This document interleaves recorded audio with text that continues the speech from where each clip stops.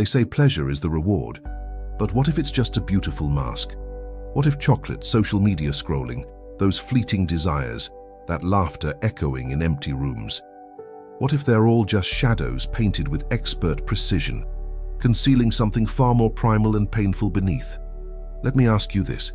When was the last time you felt complete without needing anything else? Not just satisfied, not just entertained, but profoundly whole, untouched by craving, unshaken by that restless hunger that gnaws at the edges of your consciousness. Because here's what no one tells you. We're living in an age of pleasure, yet we're starving. Carl Jung once warned that the very things we pursue for comfort often become the bars of our prison. And today, you're going to see pleasure in a way you've never seen it before. If you walk away now, you'll remain trapped in the beautiful lie that what you're chasing will eventually fill the void. But if you stay, prepare to see the shadow behind every craving, the wound beneath every scroll, the child crying silently behind every compulsive reach for more. This isn't about giving up joy. This is about discovering why you've been substituting noise for peace, stimulation for presence, artificial sweetness for the profound satisfaction of being genuinely alive. Picture this. You wake up, reach for your phone without knowing why. There's no emergency, no genuine curiosity, just a habit stronger than hunger itself. A short video makes you smile for 3 seconds. You laugh, then forget it ever existed. Then another, and another. Somewhere in that endless stream, a day dissolves but the ache remains. You put the phone down, maybe eat something sweet or salty or both. Guilt creeps in. You weren't even hungry, you just needed something. But that something isn't food. It isn't dopamine, it's silence, it's an escape. It's a pause from the storm inside that you've never learned to name. Here's where Jung would stop you cold. He'd say that every human being carries a shadow, a hidden self we bury beneath distraction. And pleasure is the shovel. When you eat not from hunger, scroll not from curiosity, desire not from love, you're not choosing joy, you're choosing numbness. This is the painful truth. Most pleasure isn't pleasure at all, it's relief from self-awareness. But the price is devastating, because every dose of artificial pleasure creates a deeper hunger for the real thing. And when we can't find it, we feel broken. But we're not broken. We're just unconscious. Unconscious that we've been conditioned to mistake escape for enjoyment, distraction for delight. Let me take you deeper. You're 6 years old crying and no one listens. So you learn this. Feeling bad gets you nothing. But when you smile, when you perform, when you distract yourself, people approve. That reward system follows you. You repeat it for years until, as an adult, your pain becomes silent and your pleasures become loud. Louder than your loneliness, louder than your fears, louder than the child inside who just wants to be held. But here's what most people never realize. Pleasure has memory. Every time you use it to silence pain, you're programming your body to fear stillness. Silence becomes unbearable. That's why you can't sit alone, why you need music in the shower, why quiet feels like punishment. Jung saw this clearly. He understood that pleasure, when abused, becomes the enemy of the soul, not because pleasure is evil, but because we pervert it. The real enemy is the avoidance it enables. Now, before we go further, I want you to do something. If this is hitting you, if you've ever felt that strange guilt after enjoying something that should have brought joy, subscribe to this channel. Not just because it helps this message reach more people, but because you're not alone in this. And comment below what moment has affected you most, because acknowledging it isn't weakness, witnessing it is power. Let me show you the trap. Imagine someone walking through a desert chasing mirages. Each time they run toward one, it vanishes, but they don't stop. They think the next mirage will be real. That's pleasure when it comes without purpose. Here's the irony. Real pleasure, the kind that nourishes the soul, is often very quiet. It doesn't demand, doesn't distract, doesn't numb. It expands who you are. It lives in deep conversation. It lives in completing something you once feared. It lives in waking up and realizing you no longer need what once controlled you. But we don't crave that kind of pleasure because it's not easy. Yet it's the only kind worth craving. Carl Jung once wrote, "People will do anything, no matter how absurd, to avoid facing their own souls." And pleasure is the most beautiful absurdity we've ever invented. Let's go back. You're a child again. You fall, scrape your knee, it stings, you cry. Someone says, "Here, have a cookie, don't cry," or "Stop it, look, there's a cartoon on." That moment stays with you, not consciously but neurologically. Your brain learns. Pain equals punishment, emotion equals weakness, and the solution is always pleasure. So you grow up unconsciously mastering distraction. Pleasure becomes your translator. It speaks when you're too afraid to say, "I'm not okay." It dances when you're too tired to admit, "I'm empty." It smiles when all you want to do is scream. But here's what nobody tells you. Every time you replace feeling with stimulation, you lose a little intimacy with your true self. Jung warned, when the inner world is ignored, the outer world becomes louder. And if pleasure isn't the loudest thing in our lives, what is? The scrolling, the buzzing, the notifications, the social gatherings that fill every crack of solitude. They scream so we don't have to listen. But listen to what? To the pain underneath, the need for meaning, the desire to belong, the wound of not being understood. Pleasure isn't evil. It's sacred when chosen intentionally, but it becomes poison when it replaces presence. Let me ask you this. Have you ever felt guilty after indulging in pleasure? After watching one more episode, texting someone you shouldn't, buying something you don't need, eating when you're not hungry? That guilt isn't because you did something wrong. It's because part of you knows you weren't truly nourished. You were just avoiding hunger. This is where most people misunderstand Carl Jung. They think shadow work is about becoming darker or more dangerous. That's shallow thinking. Shadow work is looking at the moments you betray yourself for relief and saying, "I see you, and I choose truth over escape." Let me tell you a story. There was someone who constantly pursued relationships. They called themselves a hopeless romantic, but every relationship ended the same way: intense, obsessive, broken, repeat. When asked why they couldn't stop, they said, "I just love love." But that wasn't the truth. What they loved was distraction, because alone, the silence became too loud. It turned out they'd never learned to face their wounds, so pleasure became a bandage until it couldn't hold anymore. This story isn't rare, it's the hidden narrative of millions. People who mistake craving for love, scrolling for joy, numbness for healing. The danger isn't that these pleasures exist. The danger is that we never ask why we need them. Here's the delusion we need to shatter. Pleasure isn't healing. Pleasure isn't peace. Pleasure isn't power. Pleasure is a tool.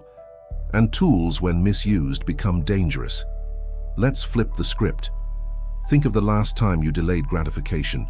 You resisted that text, that craving, that click, and afterward felt proud, peaceful. Why? Because discipline isn't just control. It's self-trust. And trust is the real high. When you trust yourself, pleasure no longer controls you. You choose it intentionally, completely, freely. That's when pleasure becomes beautiful again. Not as a drug, not as a chain, but as a celebration. Now imagine this. You walk into a room. No noise, no phone, just you. And instead of panic, you feel at home. Not because you have everything, but because you are everything. That's what Jung meant by individuation, becoming whole. Not through denial, not through endless indulgence, but through integration. The ability to feel pleasure without using it as a bandage. The ability to enjoy silence without fearing it. The ability to be with yourself and like the person you're spending time with. That's the goal. But you don't reach it by chasing endless highs. You reach it by turning down the volume of distractions and listening to what they're covering. So what does this look like? It looks like noticing when you reach for your phone and asking, "What am I avoiding?" It looks like allowing yourself to feel that loneliness without patching it with sugar, sex, or scrolling. It looks like choosing slower pleasures, ones that require effort, presence, and delayed rewards. Because here's the hidden truth. Real pleasure doesn't come instantly. It must be earned. The deepest laughter is with someone you trust. The best meal follows a day of meaningful work. The greatest connection comes after conversation where you're understood, not just skimmed over. Let me give you a moment to pause. If this message has stirred something inside you, good. That's what awakening feels like. It's not dramatic, it's quiet, it's not theatrical, it's decisive. And the decision is simple. Will I keep numbing pain with fleeting pleasures, or will I face myself fully, courageously, without anesthesia? Carl Jung believed our neuroses aren't caused by trauma, but by our refusal to face what trauma leaves behind. And pleasure, when used unconsciously, ensures we never will. But now that you've seen it, what will you do? So here we are. You've heard the warnings. You've felt the tremors of recognition. You've witnessed pleasure's mask beginning to slip. Now comes the part no one wants to face. The truth that doesn't just sting, it shatters. Because to truly reclaim your life from artificial pleasures, you must admit something terrifying. You've been betraying yourself, not once, but silently, daily, over time. Every time you reached for the quick fix, every time you told yourself, just 5 more minutes, every time you avoided silence because it whispered too loudly, every time you told yourself, this makes me feel good, when really, it just helped you forget. But listen carefully. This isn't shame. This is awakening.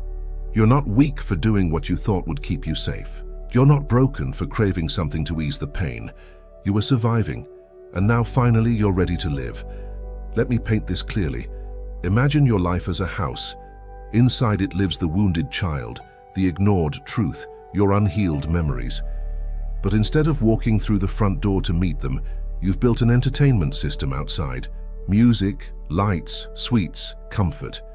You throw a party in the yard while the child inside waits, unseen. That's what uncontrolled pleasure does. It builds a festival outside your house so you never have to go inside. But healing, real healing, is walking through the silence, entering the house, sitting with the child and saying, I'm here now. You can speak. That's the work Jung talked about. He didn't want people addicted to silence. He wanted them unafraid of it, knowing that silence isn't the absence of life. It's the presence of everything we've been avoiding. Here's the culmination, the final delusion that must be shattered. You've been told that pleasure is the goal, that happiness means feeling good, that the more you indulge yourself, the freer you become. But freedom isn't doing whatever you want. It's not needing to do it. Real pleasure isn't chocolate, isn't your phone, isn't stroking the ego. Real pleasure is the moment you realize you no longer need to be distracted from yourself. You can sit in silence and smile, not because it's empty, but because it's full of presence, full of truth, full of power. You become the kind of person who doesn't chase highs because you carry peace within you. And people notice. They'll say you've changed. You'll speak slower, pause longer, laugh less frequently, but more deeply. They'll ask, why don't you drink like before? Why aren't you on social media anymore? Why don't you answer texts immediately? And you'll smile, because they won't understand that you're not avoiding anything anymore. You're simply present. That's what scares most people. Because when someone stops needing pleasure to feel okay, they become powerful, uncontrollable, undistractable, unmanipulatable. Pleasure can no longer hook them. Marketing can no longer hypnotize them. Addiction loses its power because presence has returned, and presence is the purest form of rebellion. Carl Jung once said, the privilege of a lifetime is being who you really are. And who you really are isn't a dopamine addict. You're not a mess of cravings. You're not an emotional consumer. You're a meaning maker, and meaning isn't always pleasant. In fact, it rarely is. It's demanding, exhausting, inconvenient, but it's real. And it will nourish you in ways pleasure never could. So next time the craving hits, pause. Not to fight it, not to shame it, but to ask, what do I really need right now? That question alone can change your life, because it breaks the loop. It hands you the pen. It reminds you that you are not your hunger. You are the one who chooses how to feed it. So let me end with this. You'll never see pleasure the same way again. Not because it's evil, but because now you see it clearly. You'll still laugh, still love, still taste the sweetness of life, but you'll do it with awareness. And that awareness will protect you from trading your peace for temporary comfort. It will make your joy sacred, your relationships cleaner, your habits stronger, and your silence precious. Because the pleasure you don't need to chase is the only kind worth having. Most people will walk away from this message, They'll return to their comfortable cages, their beautiful distractions, their familiar numbness. They'll choose the known pain of craving over the unknown territory of presence. But you're still here. That means something. That means you've glimpsed the shadow behind the mask and you're brave enough to stare back. You've felt the stirring of something deeper than dopamine, more lasting than sugar, more satisfying than the endless scroll. You stand at the fork in the road. One path leads back to the desert of mirages, where you chase pleasure but never find satisfaction. The other leads into the unknown country of your own presence, where silence becomes a friend and solitude becomes sacred space. This is just the beginning. The real journey starts when you close this video and face the quiet moment that follows. When the screen goes dark and you're left with yourself. That's when the real work begins. That's when you discover whether you'll use what you've learned to transform or whether you'll reach for the next distraction. In the shadow of every pleasure lies a choice. In the space between craving and satisfaction lives your power. In the silence, you've been avoiding waits the person you've always been, but forgot how to be. The question isn't whether you can live without your familiar pleasures. The question is, are you ready to discover what you're truly hungry for? Because once you taste authentic satisfaction, the kind that comes from being fully present with yourself, you'll understand why all the artificial sweetness in the world could never fill the space that only truth can occupy. The shadow of pleasure has been your teacher. Now step into the light of conscious choice, where every joy is sacred because it's chosen, every silence is golden because it's unafraid, and every moment is complete because you are finally, fully here. The desert of endless wanting ends where presence begins, and presence, dear traveler, is your birthright. Will you claim it?